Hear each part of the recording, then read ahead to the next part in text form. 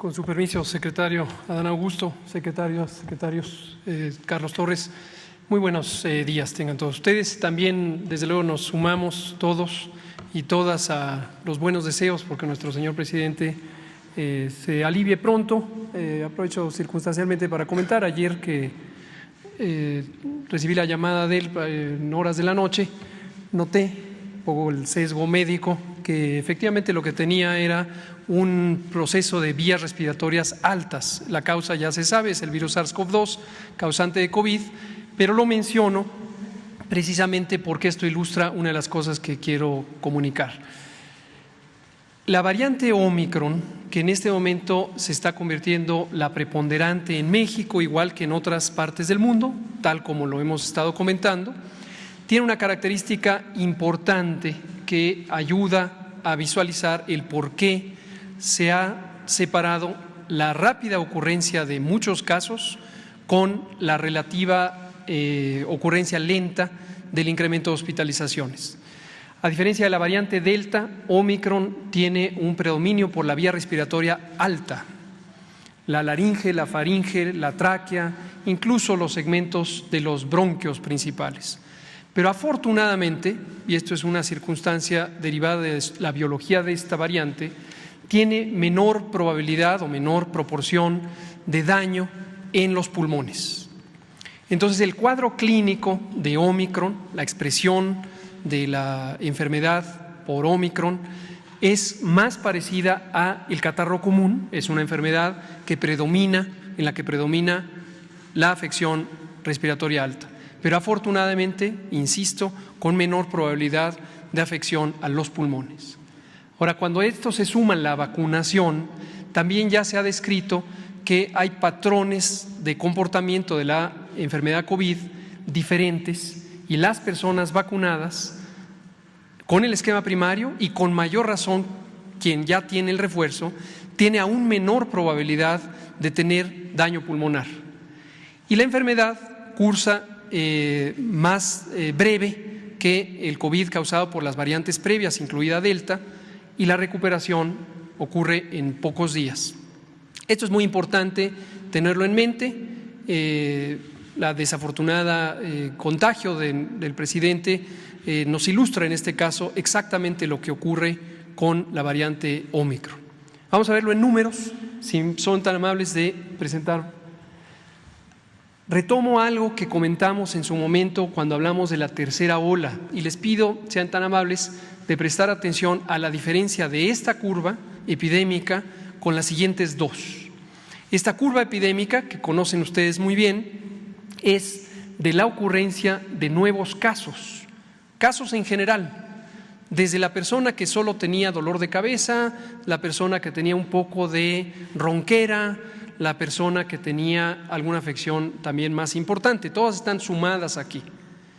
Y vean ustedes cómo, tal como hemos venido anunciando, en su momento presentaríamos este incremento de casos, notoriamente rápido, como ha ocurrido en Europa, como ocurre en Estados Unidos, en Canadá, como eventualmente ocurrirá en todo el mundo. Este cambio drástico de la tendencia, veníamos ya de bajada, y súbitamente empieza un ascenso rápido de casos con multiplicación muy acelerada. Es exactamente lo que ha pasado en otros países. Pero insisto, estos son casos en general. Ahora, ¿cuántos de estos casos están en el hospital o acabaron en el hospital o acabarán en el hospital? Muy afortunadamente, una proporción mucho menor de lo que ocurría antes de estar vacunados y de lo que ocurría con la variante Delta y las previas. Para ilustrarlo, vemos las siguientes dos. Esta, como saben ustedes, porque la presentamos periódicamente, es la curva de hospitalizaciones. Noten ustedes cómo la primera y la segunda olas ahí representadas son más grandes que la tercera ola que se ve ahí mismo. Esa tercera ola es la diferencia que se causó por vacunarse. Ya no fue más grande que la primera y la segunda olas.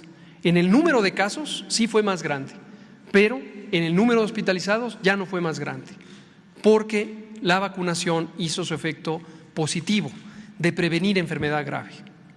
Pero ahora veamos el último extremo de la imagen, en el segmento que está del lado derecho, donde hay una flecha verde, ese es el estado actual de la hospitalización COVID. Y tenemos aproximadamente la quinta parte o menos de las unidades COVID ocupadas cuando estamos viendo ya este aumento de casos en general.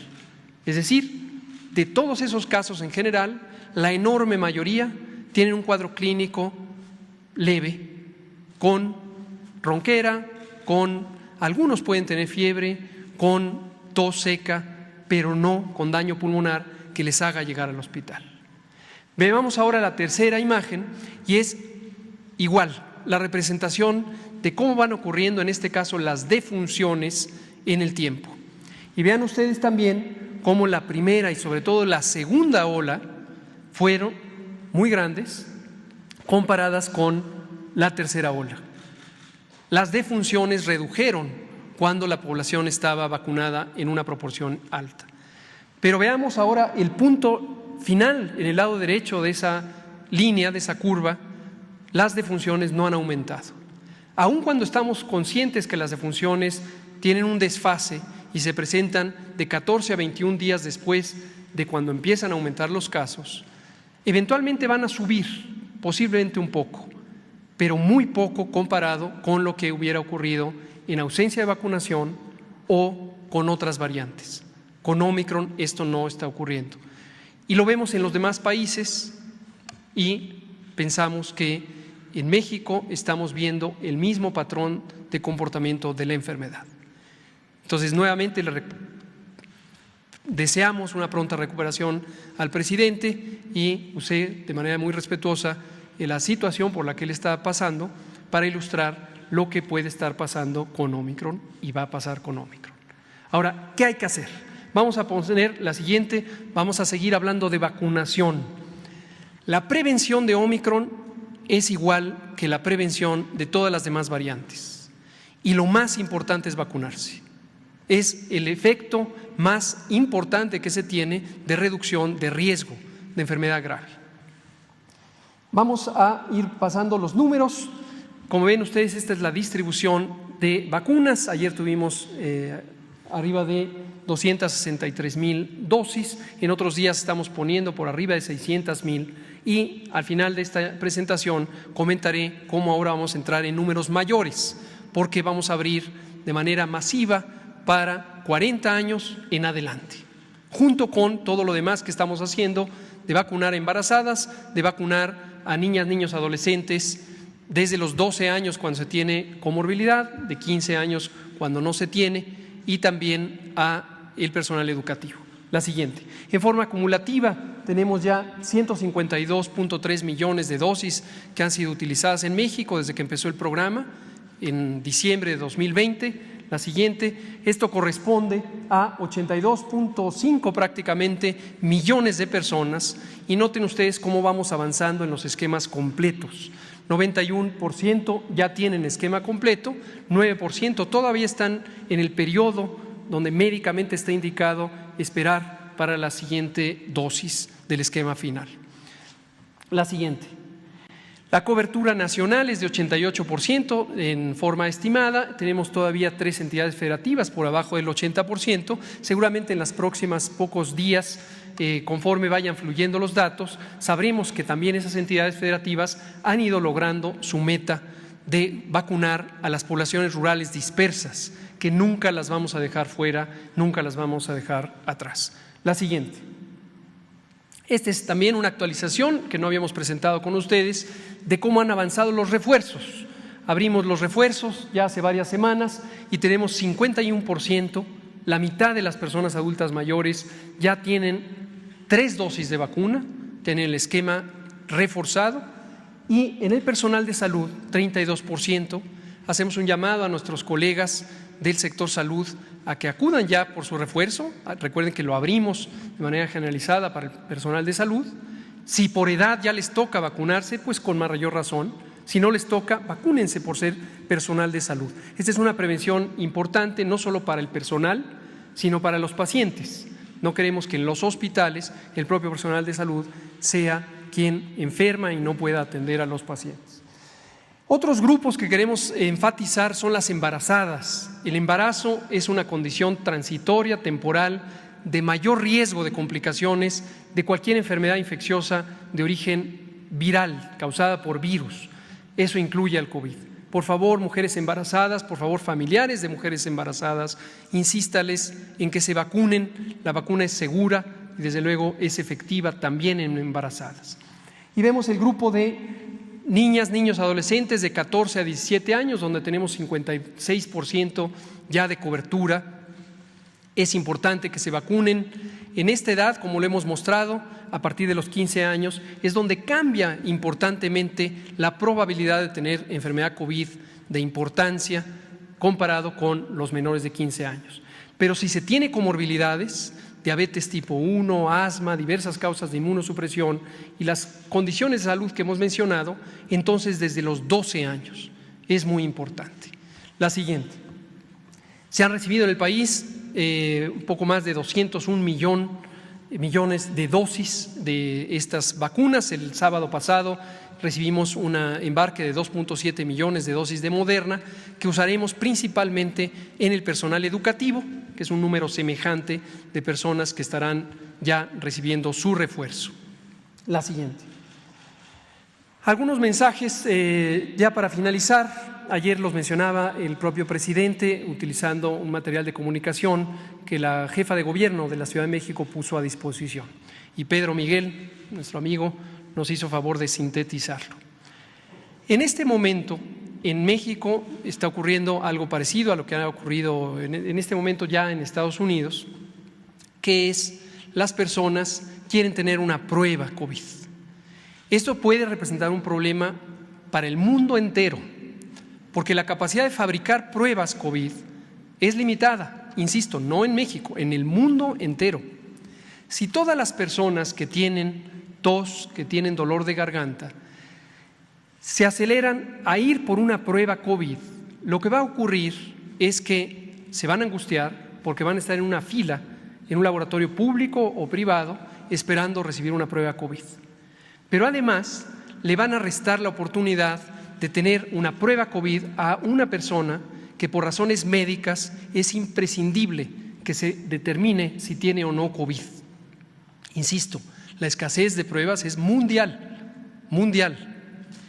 Entonces, diversos gobiernos, incluido Estados Unidos, incluido varios países europeos, estamos haciendo un llamado a tener claridad de lo que dijimos al inicio de la epidemia.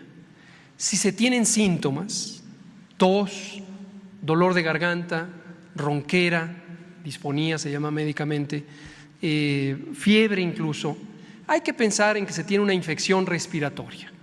En el invierno se pueden tener otras enfermedades respiratorias. Yo mismo tuve otra enfermedad respiratoria, tuve un catarro común la semana pasada y por eso no vine. Pero hacerse la prueba no va a modificar nuestra decisión de aislarnos para proteger a otras personas de contagiarse. Entonces, en lugar de correr al kiosco a hacerse una prueba, lo que hay que hacer es quedarse en casa para evitar contagiar a otras personas.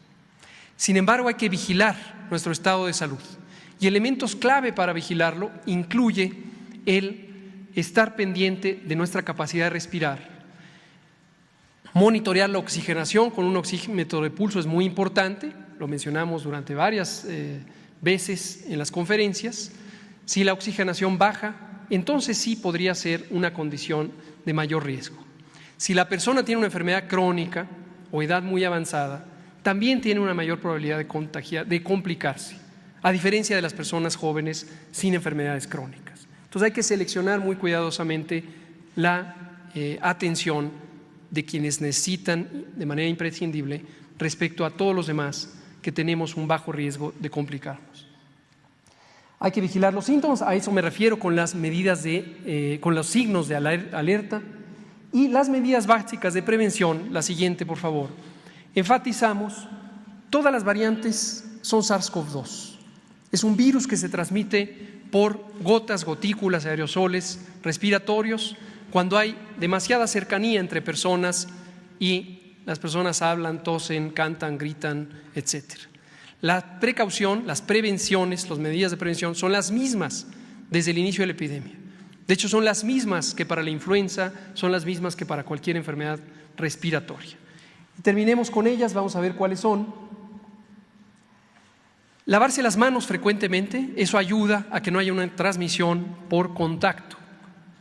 Achú, le doy la mano a alguien, le transmito a la mano y esa mano luego va a la boca de la persona. Por lo tanto, también hay que tener el uso de cubrebocas, sobre todo en espacios públicos cerrados, cuando hay alguien que se conoce que ha estado infectado, con mayor razón. El estornudo de etiqueta o la tos de etiqueta en el ángulo del brazo para evitar propagar, no al aire. También hay que vacunarse, lo más importante, vacunarse. Insistimos, vacunarse. Y evitar aglomeraciones y serenarnos. Es muy importante no caer en pánico. El ver una cantidad de casos importante o que en el sitio de trabajo o entre amigos, familiares, de repente haya muchos contagiados, nos puede causar, y es totalmente legítimo, ansiedad, miedo, angustia. Pero si se tiene claridad de la información, podemos ver lo que está pasando y lo que va a pasar. Y es una enfermedad que causa menor probabilidad de complicaciones. Y lo último es una noticia importante. La vacunación necesitamos ponerla rápido en todas las personas que son candidatas a vacunarse y ponerla de manera ordenada para que no se vacune alguien de bajo riesgo en vez de alguien de alto riesgo. Entonces estamos vacunando ya, abrimos el preregistro, lo saben ustedes, desde la semana pasada, desde 40 años en adelante. Y muy próximamente estaremos ya poniendo en los puestos de vacunación, en macropuestos, en puestos grandes, en puestos medianos, también la vacunación disponible. De 40 años en adelante para el esquema que le corresponda a cada quien, según su edad, según su condición de salud previa. Mantengamos la calma, atendamos a ocuparnos de lo que hay como sociedad y no hagamos caso a rumores. Y un último llamado, con todo respeto y aprecio para la prensa nacional: ayudemos a la sociedad a que se ayude a sí misma, ayudémonos todos. No propaguemos rumores, no generemos pánico, tengamos calma. Muchas gracias.